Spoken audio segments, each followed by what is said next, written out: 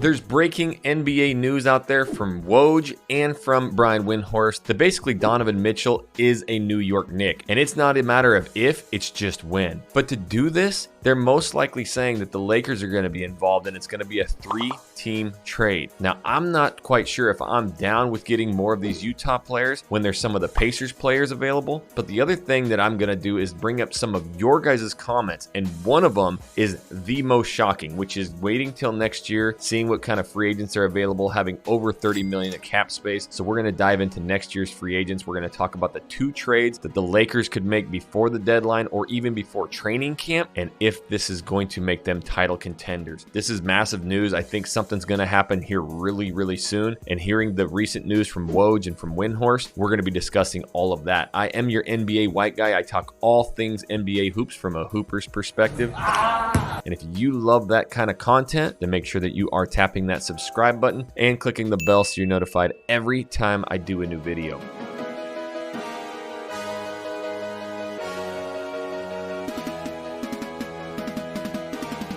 Now, as many of you know, I am bringing up a lot of your comments too, so I don't want to hide behind a bunch of video and hide my face. I bring it to you. So make sure that you guys are constantly commenting down below and I can bring those up onto my screen for everybody else to see. Just like we're going to do in this video. So Donovan Mitchell is most likely going to be a Knick. How is that going to work out? I don't know, but the Knicks are desperate. They are absolute trash and have been for years, and they need to make a move like this. They've got to go out and get a star. I think Mitchell can do that. Pair him up with JT Barrett, and obviously they just got Brunson, but this could be a very good team. But we don't really care about that right now. What we want to talk about is the Lakers trade. So if Donovan Mitchell's going to go to the New York Knicks, then everybody out there is saying Lakers got to be involved. Now this means that we would open up negotiations with the Utah Jazz again, and they're most likely going to want those 2 first-round picks. And if next season we have 30 million cap space and at least one of those picks left, maybe we can trade and get some absolute monsters in there. And plus, we're going to bring up the free agency list here in a little bit. There's some scary dudes out there coming available next year too. So I am a big proponent of just saying, you know what, we need to do something ASAP because our boy King James, he's in year 20. He doesn't have any years to give. So absolutely doing nothing, I think, is going to kill the Lakers this year. And it's going to frustrate, LeBron and AD, and they're not going to be championship contenders. So moving off of Westbrook right now is going to be pivotal for any kind of success for the Lakers. Again, comment down below. Do you think that they can actually run it back with who they got right now? Do you think Pat Bev and Westbrook can play together? I truly don't. Now, I tried to imagine this in my mind. Westbrook and Pat Bev mending everything and becoming just an absolute fury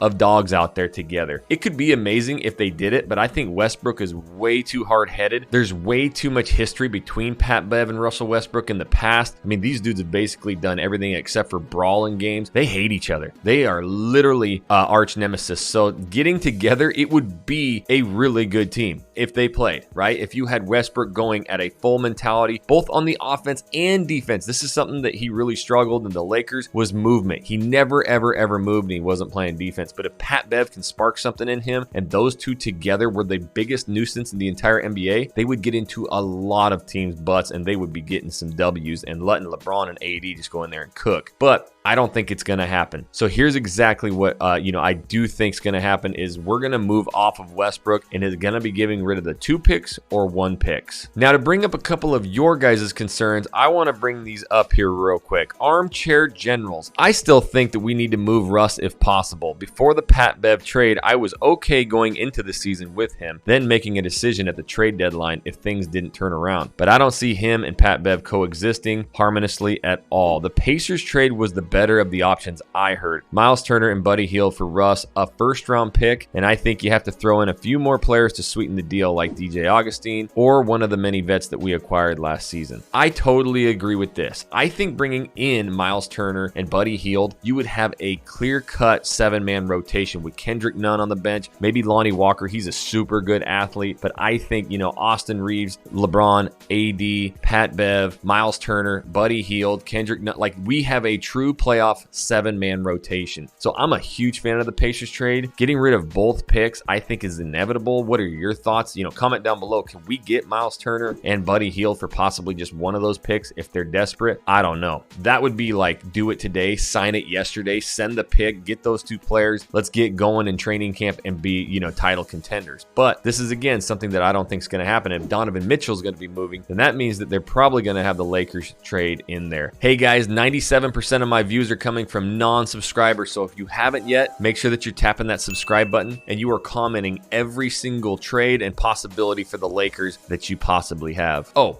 and hit that like button for me. It really helps my videos out. We got another one here from Kevin, and I did a video about how they whiffed before the trade deadline, or before trading, Pat Bev, and he said they whiffed because they never had anything any other team wants. Beverly trade was a panic move. Now, do you feel that the Lakers made a panic move to get Pat Bev? I think Darvin Ham was probably in the ear of them of like, get me a dog. If you heard every, podcast, if you heard every interview, Darvin Ham wants to bring a toughness to this team. Ron is going to continue to be great. Russ is going to have a much, much better season. But having AD available? He was a very tough player. He played on that Pistons team that won. I think it was, 2012? So he was, boys with Rasheed Wallace, with Ben Wallace. They were a tough-minded team. That's how he plays. And getting a guy like Pat Bev, again, he doesn't need to go out there and score 15, 20 points a game. He's just got to be the pest, and he's also got to be able to have that Rajon Rondo mentality to where he can actually get the, respect from LeBron and AD. If you watch that bubble run, Rondo was a massive, massive key to that success, and he was able to bring guys, and what I'm saying is at the free throw line, he would bring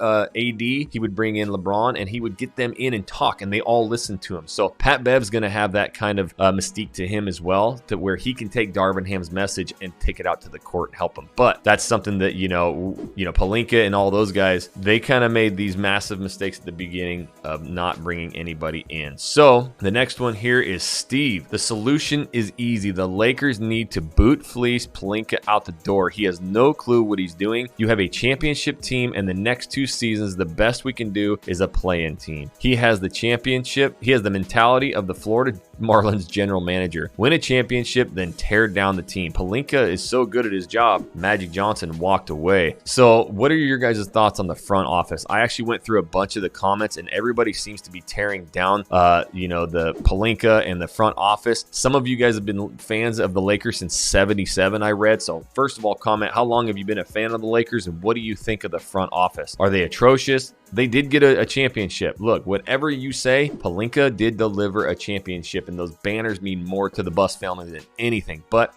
afterwards, it just really fell apart. But who do we blame for that? Because LeBron was pivotal in bringing in Russell Westbrook. I think he may have twisted the arms of some of those people because they wanted to go out and get DeRozan. So this may not be a front office thing. This could have been a LeBron mistake, and now he's trying to force these guys to make a big change. Last but not least, before we get into the free agents here, Shelby 500. I have no idea what Rob has in mind. Personally, I think the best bet is to keep Russ and do the best that we have. Next year, we will have over $30 million in cap space, as well as our 2 picks. The time to make trades will be next summer. Okay, this is what I really want you guys to comment on. If we wait 1 more year, I think Bron's got, 3-4 more years, because he obviously wants to play with Bronny. Bronny's only a senior. Bryce is a sophomore, so maybe he wants to stay long enough to play with both of them cats. But at the same time, where can we get him in his, real playoff Bron mentality? Is the latter end of his career going to be more coasting? We don't know. I don't think so. The way he played last year, averaging almost 31 points a game, the dude still has a motor in him, and he's going to be, keeping his body in tip-top shape. But I want to, real quick, So I wanted to bring up the free agent list of 2023. There's your boy right there, old Russell Westbrook. So yes, you can wait a year and Westbrook's off the books and then we don't have to make the trades. But again, we're wasting another year of LeBron's, career. And I think LeBron, a healthy AD, you bring in a Turner, a Hield, you got Kendrick Nunn, you got Austin Reeves, who I think is going to be a monster. This could be a title contending team if we can get into the playoffs. But next year we do get rid of Westbrook. But look who's some of these players available. You got Chris Middleton. Harden, hard pass on that, which I think he signed a new, 2-year with Philly for less money. But there's your boy Irving. This is the guy we wanted. I'm really glad that we didn't make that trade right away, just for one player, because again, from a Hooper's perspective, you have to have 7-8 players, especially come playoffs. You have to have a rotation, and just getting Irving, I think they would have basically had 4 or 5 players, because we didn't have Pat Bev yet, right? So it would have been basically 4 players and a bunch of just like mid-level exception type dudes. So kind of glad that didn't happen. But you got Porzingis. Kevin Love's not going to be getting 30+ million. This is a dude you could get next season more on like a vet contract. He is a light out shooter, especially in the playoffs. We saw him with LeBron. You got Wiggins. That dude, it would be crazy to bring him back with LeBron, but the defense and that wing 3 and D, oh man. If the Warriors do not sign Wiggins, they are idiots. That dude is absolutely electric, but he's going to get the bag too. I'd be interested to see, the contract, because he's an all-star too, so he's going to get max. He's probably out the door anyways. But you got D'Lo.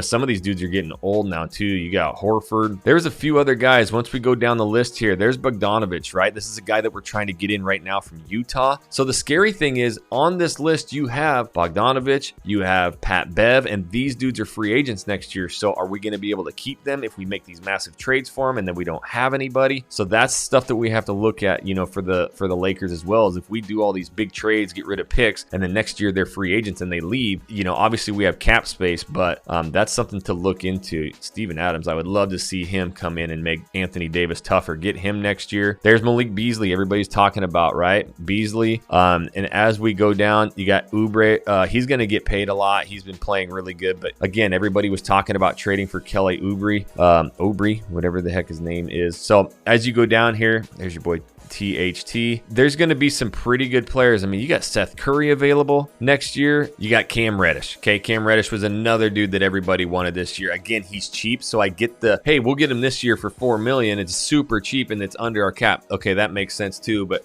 signing a bunch of dudes that are free agents next year guts the team. Now we got to come up with all brand new chemistry. So again, that could really hurt the Lakers. You guys have been the best front office and general managers I've ever seen. And the only way to do it is you got to comment down below. What are your thoughts on this move? Is Mitchell moving, making the Lakers, the front runners to get some of these Utah players like Bogdanovich and Clarkson? I don't even see Conley in the deal from everybody I've been reading. But, is that going to help us? Evan Fournier is the guy that they're talking about bringing in as well. I am your NBA white guy. I talk all things NBA hoops from a hooper's perspective. So if you are loving this content, please hit that like button and also subscribe to the channel so that you never miss a thing. And until the next video, homies, we'll catch you later.